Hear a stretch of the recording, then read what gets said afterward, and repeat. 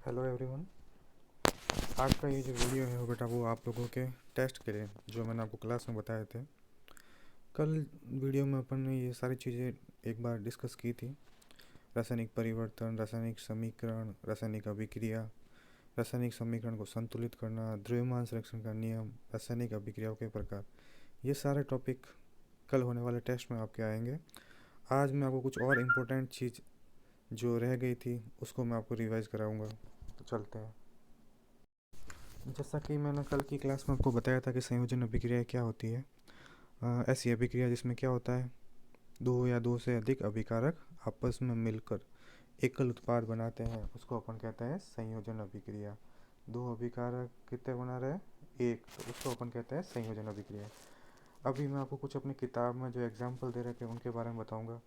तो आपकी किताब में एक एग्जाम्पल दे रखा है ये वाला, कैल्शियम ऑक्साइड की जल के साथ अभिक्रिया। यहाँ पे जो बेटा जो कैल्शियम ऑक्साइड है इसको अपन कहते हैं बिना बुझा हुआ चूना। कैल्शियम ऑक्साइड जो है उसको अपन कहते हैं बिना बुझा हुआ चूना। इसकी जब जल के साथ अभिक्रिया करवाते हैं तो बनता है आपका कैल्शियम हाइड्रोक्साइड, जिसको अपन कहते हैं बुझा हुआ चूना। और इसके साथ उष्मा निकलती है, मतलब ये जो अभिक्रिया है वो आपकी उष्मा शेपी अभिक्रिया है।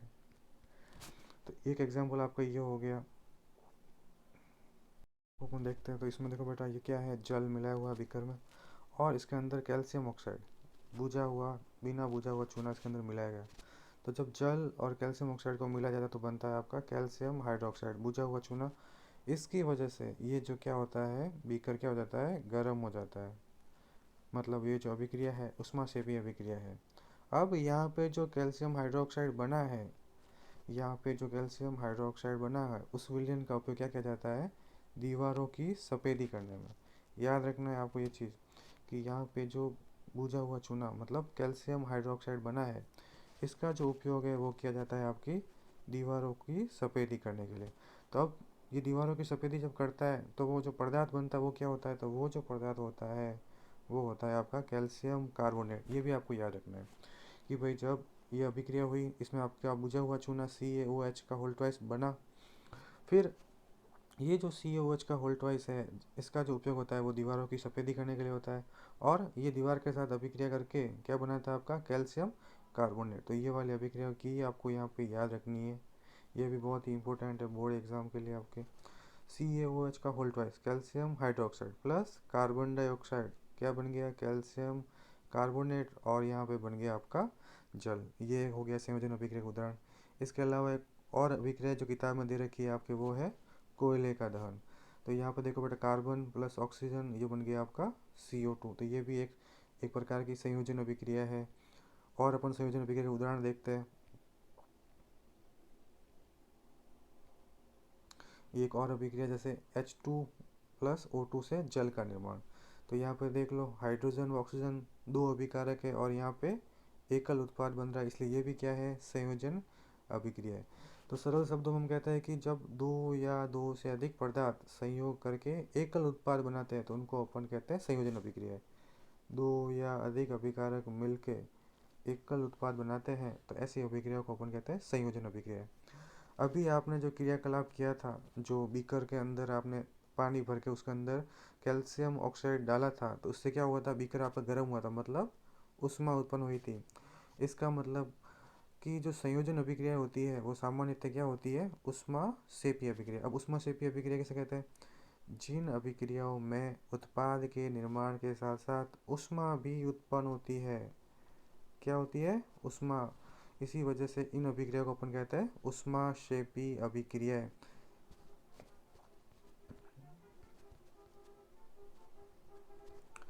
अगला जो उदाहरण दे रहे बेटा कुछ उष्माक्षेपी अभिक्रिया को, पहला जो उदाहरण है वो है प्राकृतिक गैस का दहन। ये जो CH4 है इसको अपन कहते हैं मैथेन। क्या कहते हैं, मैथेन। एक मिनट, इस CH4 को अपन कहते हैं मैथेन। ये भी आपके बोर्ड एग्जाम में बार बार सवाल आता है कि मैथेन के दहन की अभिक्रिया लिखिए। तो ये हो गया CH4 प्लस 2O2 गिव्स करके बन गया CO2 प्लस 2H2O प्लस ऊर्जा। तो ये प्राकृतिक गैस का जो दहन है, मैथेन का दहन, ये अभिक्रिया आपकी उष्माक्षेपी अभिक्रिया है। उसके बाद में दूसरा जो एग्जाम्पल दे रखा है ऊष्माक्षेपीय अभिक्रिया का बुक में, वो है आपके श्वसन। आप जानते हो कि ये जो श्वसन की जो अभिक्रिया है वो ऊष्माक्षेपीय अभिक्रिया है। कैसे होती है इसको भी मैं आपको यहाँ पे बताता हूँ कि जीवित रहने के लिए हमें क्या होती है, ऊर्जा की आवश्यकता होती है, और यह ऊर्जा हमें कहाँ से प्राप्त होती है, भोजन से प्राप्त होती है। पाचन क्रिया के समय क्या होता है, खाद्य पदार्थ जैसे छोटे छोटे टुकड़ों में टूट जाता है, चावल होता है, आलू, ब्रेड, कार्बोहाइड्रेट होता है। इन कार्बोहाइड्रेट के टूटने से ग्लूकोज प्राप्त होता है। यह ग्लूकोज हमारे शरीर की कोशिकाओं में उपस्थित ऑक्सीजन से मिलकर, मतलब क्या हुआ, श्वसन वह क्रिया होती है जिसके अंदर क्या होता है, वायुमंडलीय ऑक्सीजन हमारे शरीर में प्रवेश करती है और भोजन सामग्री का क्या करती है, अपघटन करती है, और हमें क्या मिलती है, ऊर्जा मिलती है। तो यहाँ पर देख लो, जो अपना जो कार्बोहाइड्रेट के रूप में जो भोजन है, ग्लूकोज C6H12O6, ये ऑक्सीजन हो गई हमारी कोशिकाओं में। ये ऑक्सीजन क्या करती है, इसका विघटन करती है, तो ये देखो हमारी कार्बन डाइऑक्साइड गैस बनती है जिसे हम बाहर करते हैं, और ऊर्जा जो शरीर के द्वारा ग्रहण कर ली जाती है। तो श्वसन की प्रक्रिया भी क्या होती है, आपकी ऊष्माक्षेपी अभिक्रिया होती है। अगला जो उदाहरण दे रखा है वो किताब में, यह है कि शाक अथवा सब्जियों का विघटित होकर कंपोस्ट खाद बनाना। ये भी क्या है, आपका ऊष्माक्षेपी अभिक्रिया का उदाहरण है। तो इसको भी आपको याद रखना है यहाँ पे कि शाक अथवा सब्जियों का विघटित होकर कंपोस्ट बनाना कैसी अभिक्रिया का उदाहरण है, ऊष्माक्षेपी अभिक्रिया का उदाहरण है। तो ये सारे के सारे आपको टॉपिक यहाँ पे याद करने हैं। अगली जो अभिक्रिया है वो है आपकी वियोजन अभिक्रिया। किताब में जो दे रखा है आपके एग्जाम्पल, ये देख लो, फेरस सल्फेट दे रखा है। इस फेरस सल्फेट को जब अपन उष्मा देते हैं तो ये आपका फेरिक ऑक्साइड, सल्फर डाइऑक्साइड और सल्फर ट्राइऑक्साइड में टूट जाता है। इसका मतलब वियोजन अभिक्रिया ऐसी अभिक्रिया होती है जिसमें एकल अभिकारक दो या दो से अधिक उत्पादों में टूट जाता है। इसको अपन कहते हैं वियोजन अभिक्रिया। जैसा कि नाम से आपको पता चलता है, वियोजन का मतलब होता है टूटना। और कुछ एग्जाम्पल आपकी किताब में दे रखे हैं, वो भी अपन यहाँ पे पढ़ेंगे। जैसे उष्मा देने पर कैल्शियम कार्बोनेट का कैल्शियम ऑक्साइड तथा कार्बन डाइऑक्साइड में वियोजित होना, यह भी क्या होता है, आपकी एक वियोजन अभिक्रिया होती है।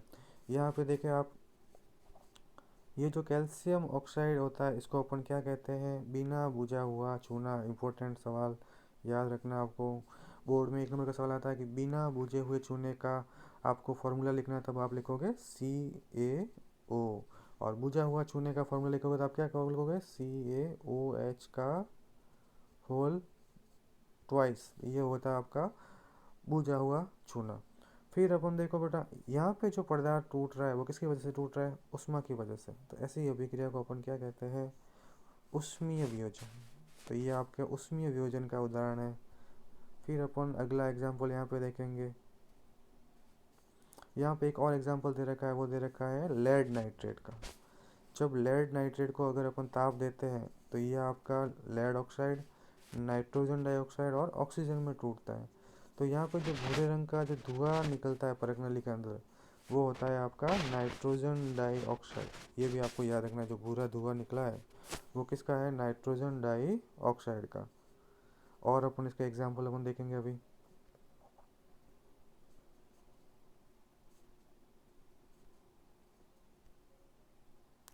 अगला जो उदाहरण दे रखा है वो आपका विद्युत वियोजन। मतलब जल में विद्युत धारा प्रवाहित करेंगे तो जल जो है H2O, वो किस में टूट जाएगा, आपका H2+O2 के अंदर। ये आपका हो गया विद्युत अपघटन, मतलब विद्युत की वजह से होने वाला अपघटन। इसके बाद में कुछ उपघटन के उदाहरण और दे रखा है, वो है प्रकाश की उपस्थिति में होने वाला अपघटन। तो प्रकाश की उपस्थिति में जो विघटन होता है उसको अपन कहते हैं प्रकाशीय वियोजन। तो प्रकाश की उपस्थिति में सिल्वर क्लोराइड तथा सिल्वर ब्रोमाइड, ये दोनों क्या होते हैं, आपके अपघटित हो जाते हैं सिल्वर में, ठीक है। तो ये देखो, ये आपका सिल्वर क्लोराइड, सूर्य का प्रकाश मिला तो ये आपका सिल्वर और क्लोरीन गैस में ये टूट गया। इसके बाद में देखो यहाँ पे AgBr, सिल्वर ब्रोमाइड, ये आपका क्या हुआ, सिल्वर और ब्रोमाइड में ब्रोमीन गैस के अंदर टूट गया।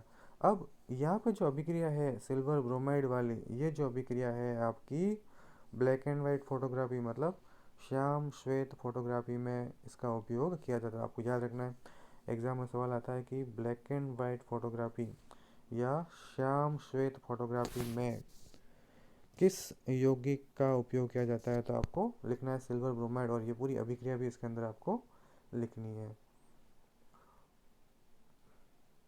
अब देखो यहाँ पे दे रखा है कुछ एक सवाल इम्पोर्टेंट। किसी पदार्थ X के विलयन का उपयोग सफेदी करने के लिए होता है। किसी पदार्थ X के विलयन का उपयोग सफेदी करने के लिए होता है। ठीक है, पदार्थ X का नाम तथा इसका सूत्र लिखिए। ऊपर फर्स्ट में लिखे पदार्थ X की जल के साथ अभिक्रिया लिखिए। तो किस पदार्थ का उपयोग सफेदी करने के लिए किया जाता है, वो होता है CaO का विलयन। ठीक है, तो पहला जो आपका आंसर है वो तो हो जाएगा CaO। फिर CaO की जल के साथ जब हम अभिक्रिया करवाएंगे तो CaO प्लस H2O, ये आपका बन जाएगा CaOH का होल ट्वाइस। तो इस तरह से यहाँ पे आपकी अभिक्रिया होगी। दूसरा जो सवाल दे रखा है कि क्रियाकलाप 1.7 में एक परख नली में एकत्रित गैस की मात्रा दूसरी से दोगुनी है, क्यों? तो आपको पता है कि जब अपन जल का विद्युत अपघटन करवाते हैं तो जल का जो फॉर्मूला होता है 2H2O गिव्स करके H2 प्लस O2। तो यहाँ पे जो हाइड्रोजन गैस निकली है वो आपके 2 अनुपात में निकली है और ऑक्सीजन जो निकली है वो 1 अनुपात में निकली है। अब दोनों को अपन अलग अलग परख नली लेते हैं तो यहाँ पे हाइड्रोजन ज़्यादा मात्रा में निकली है, वो इस वजह से ये दोगुनी है यहाँ पे। तो ये भी आपको यहाँ पे याद रखना है। तो ये सारे क्वेश्चन आप कल टेस्ट के लिए तैयार करके आए। Wish you all the best, thank you. अभी मैं आपको कुछ बोर्ड एग्ज़ाम में आए हुए सवालों को सॉल्व करवाता हूँ। आपके पहले पार्ट से जो बोर्ड एग्ज़ाम में सवाल आया है, पहला जो सवाल दे रखा है उपरोक्त अभिक्रिया को पूर्ण कीजिए। तो यहाँ पर दे रखा है मैग्नीशियम और ये हो गया ऑक्सीजन। इस अभिक्रिया को अपन को पूरा करना था। आपको पता है जब मैग्नीशियम ऑक्सीजन के साथ अभिक्रिया करता है तो क्या बनता है, मैग्नीशियम ऑक्साइड। यहाँ पे मैग्नीशियम कितना है, 2, तो अपन ने यहाँ पर लिख लिया 2MgO। तो यहाँ पे देखो Mg भी 2 हो गए, ऑक्सीजन भी आपके 2 हो गए, तो ये आपका इसका आंसर हो जाएगा। अगला सवाल अपन देखते हैं, संयोजन अभिक्रिया किसे कहते हैं, जो कि 2016 के बोर्ड एग्जाम आया था। और बिना बुझे हुए चूने व जल की संयोजन अभिक्रिया लिखे। तो आपको अभी बताया बिना बुझा हुआ जो चूना होता है उसका फॉर्मूला क्या होता है, CaO। ठीक है, फिर है जल, जल का जो फॉर्मूला होता है वो होता है आपका H2O। बिना बुझा हुआ चूना जल के साथ अभिक्रिया करेंगे तो क्या बन जाएगा आपका CaOH का होल ट्वाइस। तो ये बन गया आपका कैल्शियम हाइड्रोक्साइड बुझा हुआ चूना। ये भी आपको यहाँ पे याद रखना है। तो ये इस तरह से आपका सवाल आया होता बोर्ड में। उसके बाद में देखो बेटा यहाँ पे अगला जो सवाल है बोर्ड एग्जाम आया था, ये वाला देखो, विस्थापन अभिक्रिया की परिभाषा अभी अपन ने नहीं पढ़ी है, इसको बाद में देखेंगे। दूसरा सवाल देखें, निम्न अभिक्रियाओं में ए को पहचानिए। तो यहाँ पे आप देखो Zn कॉपर सल्फर के साथ अभिक्रिया करा। ठीक है, तो यहाँ पे देखो बेटा कॉपर तो बाहर निकल गया, तो पीछे क्या बचा, ये SO4 और ये Zn। तो क्या बन जाएगा यहाँ पे ZnSO4, ZnSO4 हो जाएगा। फिर देखो अगला जो क्वेश्चन है वो है आपका यहाँ पे Na2SO4 प्लस BaCl2। तो अब यहाँ से देखो Na निकल गया है और Cl निकल गया, तो बचा क्या अपने पास BaSO4। तो यहाँ पे जो उत्पाद बनेगा वो क्या हो जाएगा आपका BaSO4। तो इसका आंसर आपका हो जाएगा BaSO4। अगला देखो बेटा यहाँ पे बोर्ड एग्जाम में जो सवाल आया वापस, ये मैथेन के दहन वाला। मैथेन के दहन का संतुलित समीकरण लिखिए। तो मैथेन का दहन आपको बताया था, मैथेन का जो फॉर्मूला होता है वो होता है CH4। अब इसका दहन तो यहाँ पर लिख लिया अपन ने 2O2 गिव्स करके बन गया आपका CO2 प्लस 2H2O। तो ये आपका हो गया मैथेन का दहन की अभिक्रिया। तो यहाँ पर देख लो CH4 मैथेन का फॉर्मूला, ये हो गया ऑक्सीजन, ये बन गया आपकी CO2 और ये बन गया आपका 2H2O। तो ये हो गया आपकी मैथेन के दहन के संतुलित समीकरण। फिर देखें अपन अगला क्वेश्चन,